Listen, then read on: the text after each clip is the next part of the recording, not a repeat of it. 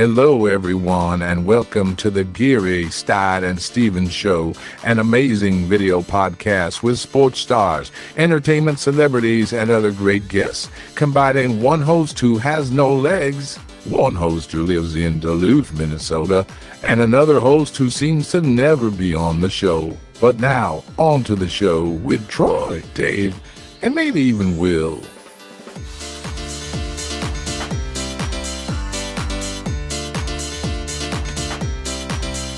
Yes, it's time to celebrate. If you're a Twins fan, it is absolutely time to celebrate. Hallelujah, the streak is over. The Twins have ended that 18-game postseason losing streak, and what better person to hear from than my co-host Troy Geary, who is at the game tonight, and this might be dated when people see it, but it's a historic night in the Twin Cities, Troy. What was it like to finally get over that 0 for 18 postseason drought? Yeah, these fans, 40,000 of them, were pretty electric the whole game from start to finish. Even the Twins players said they felt it. So it was a great win. Streak's over, and now hopefully they can win the series tomorrow. I mean, the atmosphere must have been crazy because, we always get disappointed because usually they're playing the Yankees, and we knew that was going to end it. And so for these guys to come out, especially out of the gate, a 3-game set where it's so important to strike first, it was pretty wonderful. And let's take a look at some of the highlights here as we take a look in the first inning. Troy, this was a magical moment, wasn't it? Yeah, Royce Lewis has been hurt for the last 2 weeks with a hamstring injury, and they didn't know if he was going to be on the postseason roster until about last night. So for him to come in,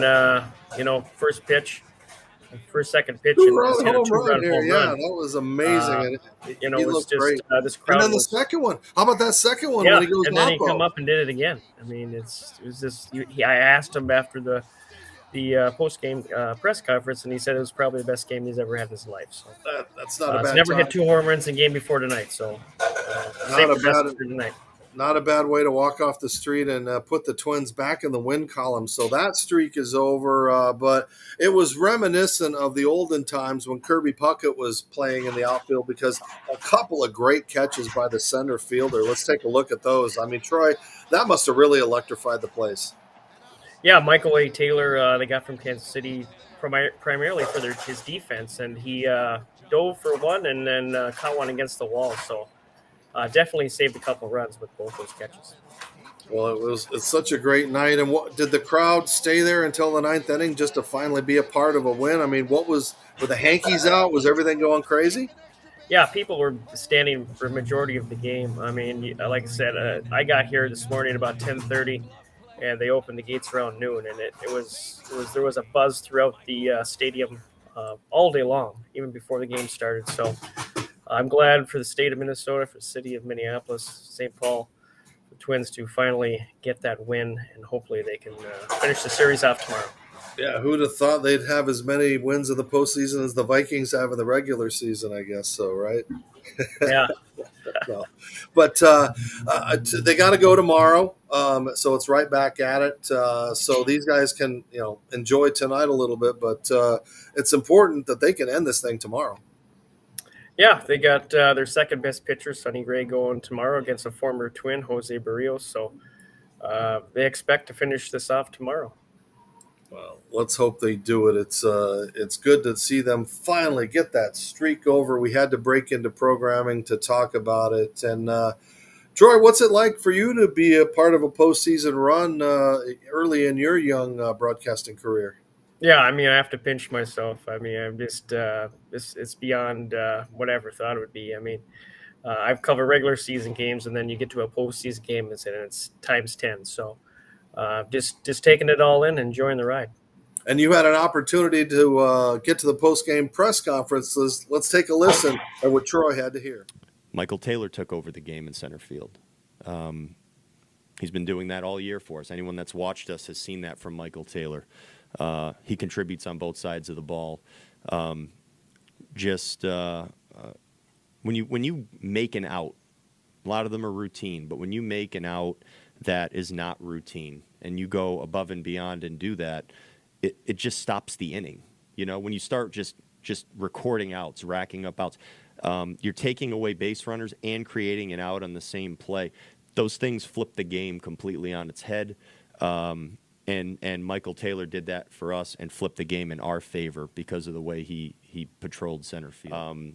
Our bullpen, that's kind of what postseason bullpen performances look like. That's what you're looking for from your guys. It's going to be one after the other. It's going to be guys pitching in big spots where we think they match up good, and every single guy that we turned to went out there and threw great.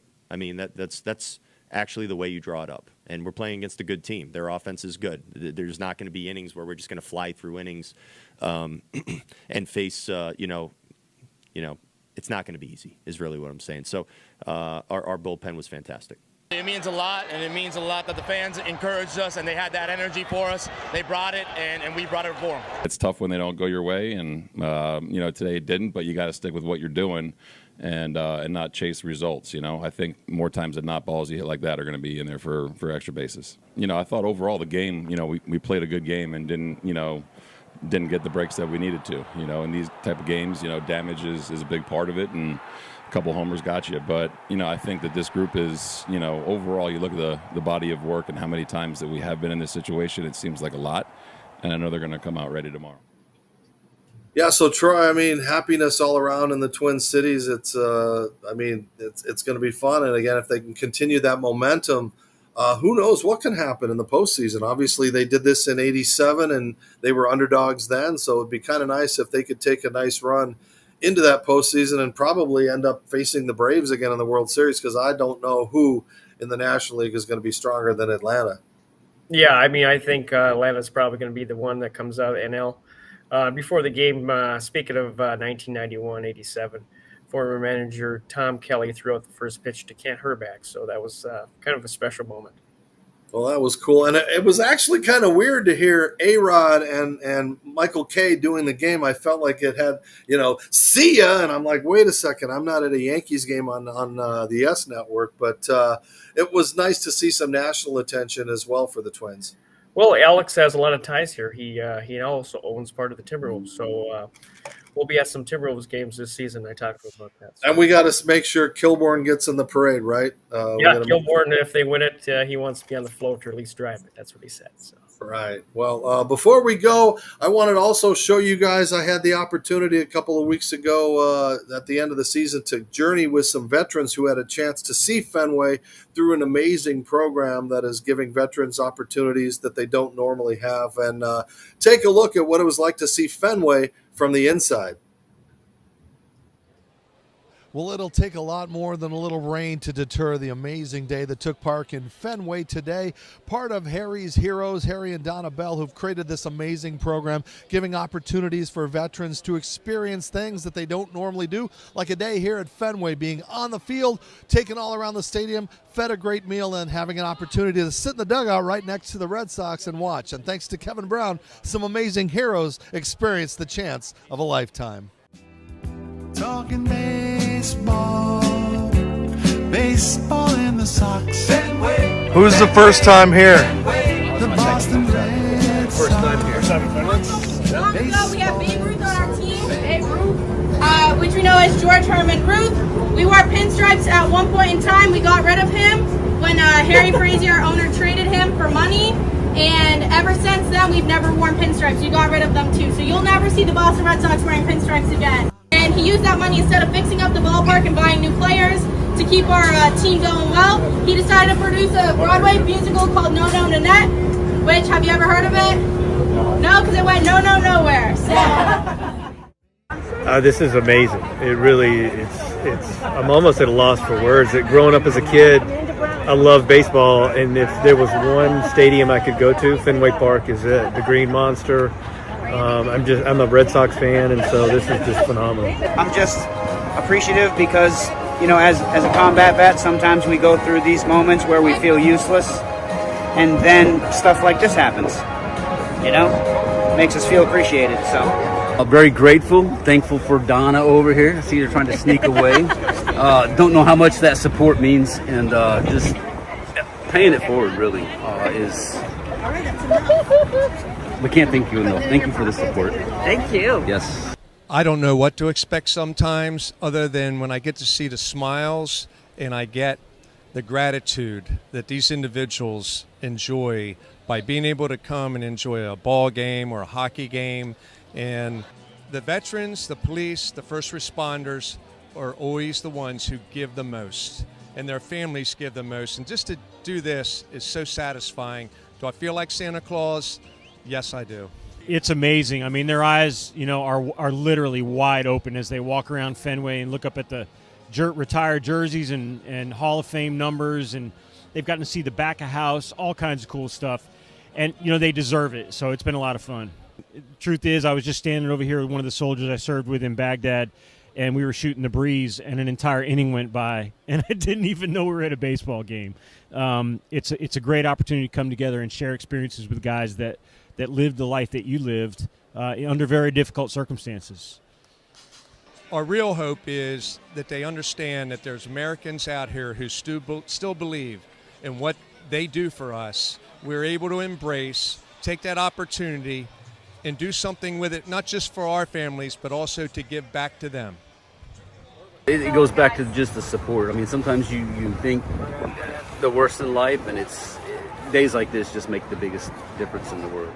When we finish, I know personally when I finish with the military and you go back to kind of regular life and you're at home with your family, having opportunities like this to come out and spend time with guys that have been basically the whole reason we were in the military, guys that were to your left and to your right throughout your career, to be able to have these opportunities to come back out and just the camaraderie and to be able to share and have experiences together again is just phenomenal.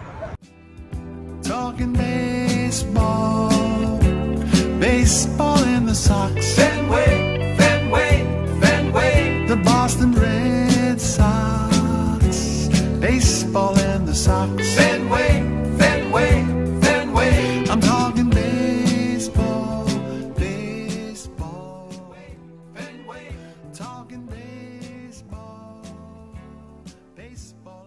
So yeah, Troy, we get to continue to live the dream. I'm sitting in a dugout with my Yankee fan son, just miserable, but and here you are at the baseball field where hopefully the Twins can win a world championship there instead of the ones that they have at the Metrodome that have taken place so long ago. There's a whole generation that weren't even alive the last time the Twins tasted a World Series championship. Yeah, like I said, hopefully they have that 91 magic in them this season. It's a good start, though. All right. Well, Troy, thanks for joining me. And what are you going to do the rest of the night? You just going to go home and relax or get some food somewhere? Or what do you got? I'm going to go get some food, hang out, and then right back at it tomorrow. All right. Well, for Troy and wherever Will is, I don't know if Will made it to the game. Did you see Will? Did he end up sneaking in somehow? I'm sure he did. All right. Again, thank you for joining us, following us on all social media platforms and Roku. This was a very special Twins Victory edition of the Geary, Stein, and Stevens Show. We'll see you next time. Thank you, America.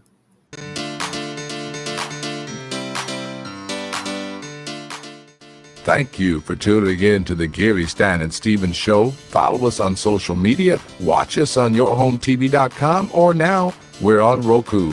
Download it and watch us. And thanks for tuning in. Until next time, America.